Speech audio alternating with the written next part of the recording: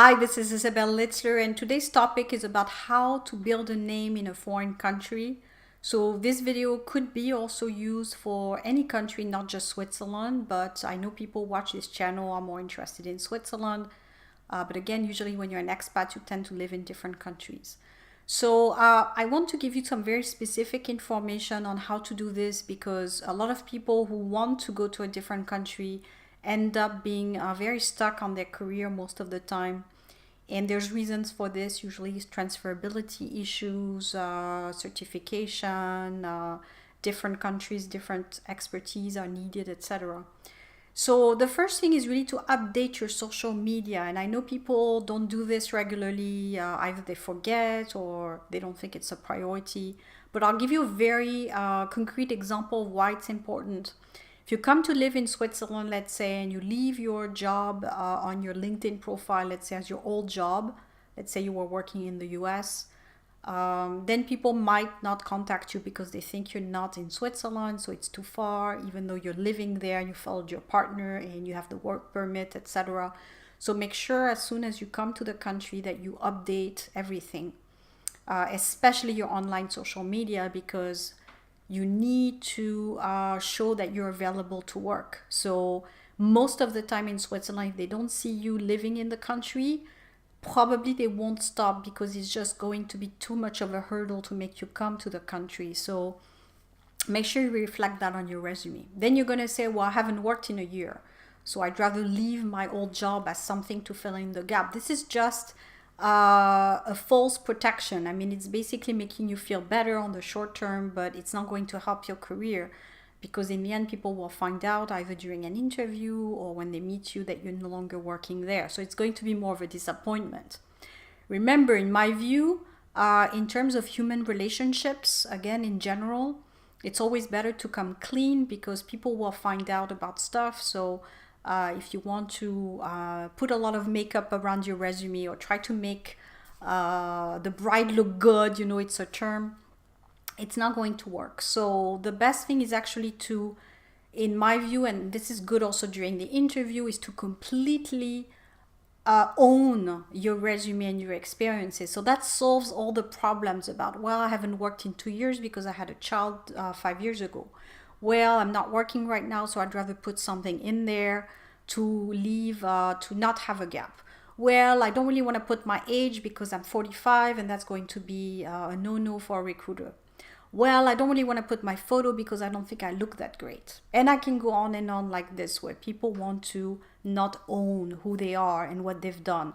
So the best thing is to come clean from the beginning, put your photo, a real photo of you, put down your age, put down that you had kids, on your resume 2 years ago, but then you show that you learned maybe a new language or you did something afterwards to make you a better potential employee. So it's all about what you do with your choices. It's not so much the choices you make. So whether you want to have children, not have children, whether you work for a big company or small company, the problem is more about the fact that people don't own what they've done. So maybe they went at some point, went a different direction and they realized it wasn't the right choice. And rather than to say, well, I learned from it and now I'm a better person from it, they will be stuck on that and not be able to express what they could bring to a company. So spend some time living with your past, living with the choices that you've made. Put everything in your resume that you think should be there. Of course, if it's an old experience 10 years ago, I always recommend that you don't put it there. Or if it's a really difficult situation you had to deal with 10 years ago, don't put it there. Same thing. It's not bringing value. But if it comes with what experiences you should state on your resume, especially the most recent ones, make sure that it's always in connection with what you're looking for. So again, coming clean is not just about the ethics of showing who you are as an employer. It's also about, feeling good about yourself, about what you can offer to an employer. So think about that. So update your social media. Now, what you can do to build a name up for yourself is go to as many events as you can on the local market. So I have now done some networking events that I've launched a couple of months ago in Geneva. So that's for the Geneva-based expats or locals. If you're not in Switzerland yet, think about that when you do come. It's a good way to build a name up for yourself, because people will recognize you. If you go to different events for a while, after a while, people will say, oh yeah, that's true, I remember I met you before. And then they will remember and they will keep you in mind. So repetition, you want to be basically the person that's just the person. So whether you like skiing, hiking, golf, whatever you choose, one thing, investing, business, whatever, you pick a passion, you pick a thing, and then you become the person that's just seen everywhere in those kinds of events. And that's how you build a name up for yourself. People will say, oh, hiking, yes, Sophie. Oh, skiing, that's John, etc. So they will know you, and then they will think about you. And therefore, when a job pops up or an opportunity pops up, your name will be in their brain. So that's how you get yourself known and you build a name up for yourself. Then if there's not many events in the thing that you like, let's say you love, I don't know, ancient paintings or something like that, and there's nothing where you are, then maybe you launch an event and you see what happens.